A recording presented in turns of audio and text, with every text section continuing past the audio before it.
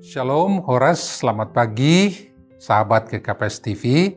Kita kembali akan mendengarkan firman Tuhan, dan untuk itu mari kita berdoa.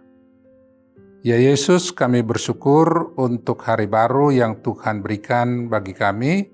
Tolonglah kami dalam menjalaninya, di dalam melakukan kehendak-Mu. Di dalam nama-Mu kami berdoa. Amin. Saudara-saudara yang kekasih, firman Tuhan bagi kita hari ini diambil dari surat 1 Petrus pasal 5 ayat 8 sampai ayatnya yang ke-9. Demikian firman Tuhan. Sadarlah dan berjaga-jagalah, lawanmu si iblis berjalan keliling sama seperti singa yang mengaum-aum dan mencari orang yang dapat ditelannya. Lawanlah dia dengan iman yang teguh, sebab kamu tahu bahwa semua saudaramu di seluruh dunia menanggung penderitaan yang sama. Amin. Saudara-saudara yang kekasih, penulisan surat 1 Petrus yang ditujukan kepada jemaat yang tersebar di wilayah kerajaan Romawi, khususnya di daerah Pontus, Galatia, Kapadokia, Asia Kecil dan Britania, dituliskan pada masa-masa penganiayaan oleh Kaisar Nero terhadap orang Kristen. Dan penganiayaan itu sedemikian berat, bahkan mengerikan, seperti yang dijelaskan seorang sejarawan Romawi bernama Tacitus. Ia menyebutkan orang-orang Kristen yang begitu dibenci sehingga mereka diburu dan ditangkap, dan mereka yang tertangkap sebagian dari mereka tubuhnya ditutupi dengan kulit binatang untuk kemudian dijadikan makanan binatang buas, sebagian lagi dipancang di kayu salib, dan pada waktu hari mulai gelap mereka dibakar supaya berfungsi sebagai lampu pada malam hari.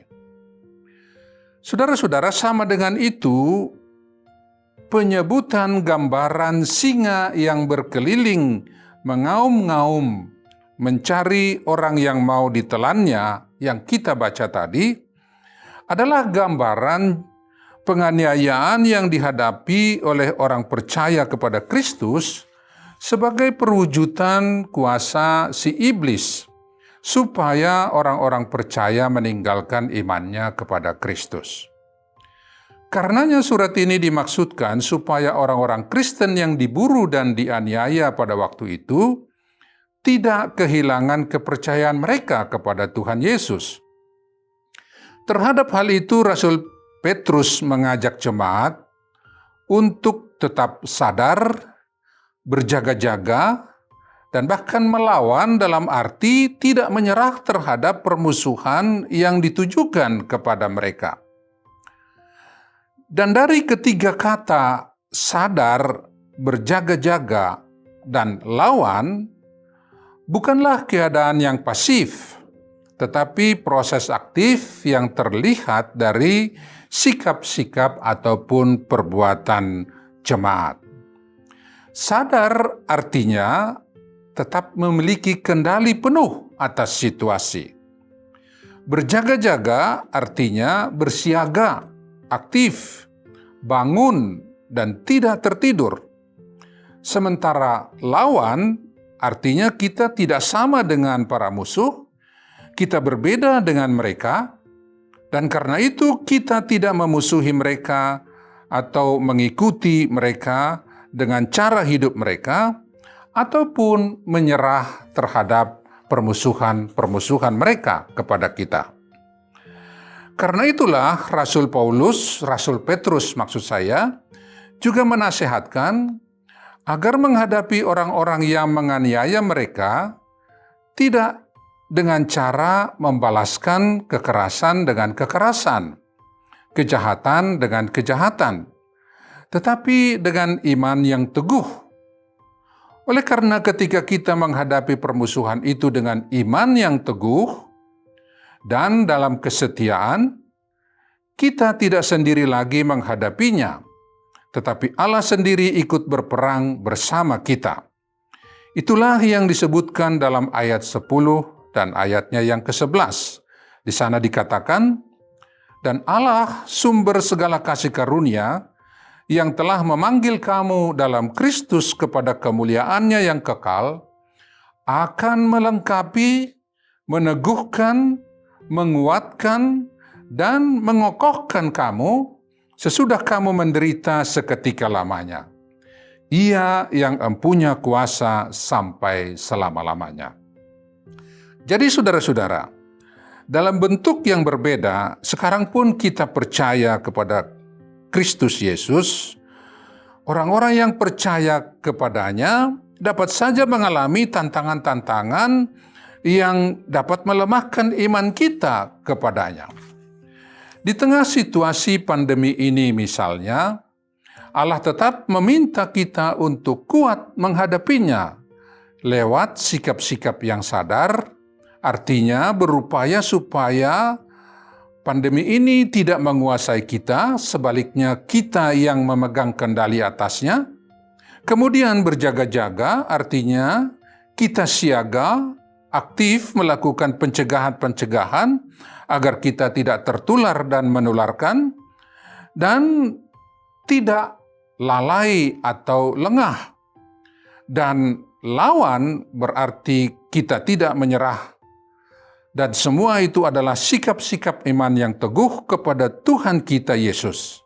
Sebab sama seperti yang diberitakan kepada kita lewat firman Tuhan yang tertulis dalam 2 Timotius 1 ayat 7, di sana dikatakan, "Sebab Allah memberikan kepada kita bukan roh ketakutan, melainkan roh yang membangkitkan kekuatan, kasih, dan ketertiban." Demikianlah ketika kita masih mengalami dampak-dampak dari pandemi ini, entah itu aspek ekonomi, kehilangan pekerjaan, atau situasi kehidupan berat lainnya, marilah kita tetap teguh di dalam iman kepada Tuhan kita, yang tidak menghendaki kita menyerah atasnya, tetapi tetap berjuang.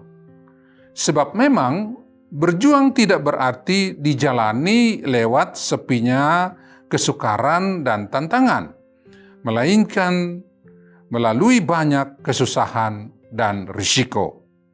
Sebab sekali lagi, lewat iman yang teguh kepada Tuhan, Dia sendiri akan melengkapi, meneguhkan, menguatkan, dan mengokohkan kita, yang berarti kita tidak sendiri saja yang berjuang melawan semuanya itu, tetapi kita berjuang bersama Tuhan yang memberi kekuatan kepada kita. Tuhan memberkati kita. Amin. Mari kita berdoa.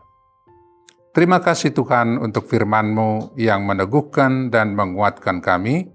Tolonglah kami untuk tetap setia di dalam iman kepada Tuhan, sehingga kami dimenangkan di dalam melawan segala permusuhan dan penderitaan yang mendera kehidupan kami.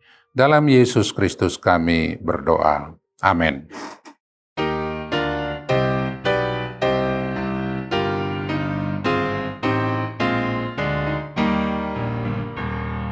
Tenterani Jesus, sai mar megah man, kanuk mando dingkon, puji nai batan, rapakon malaikat,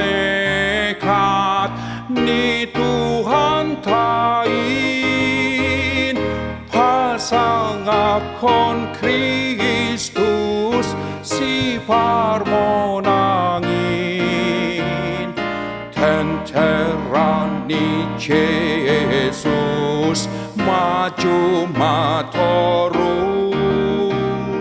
sai ajam kon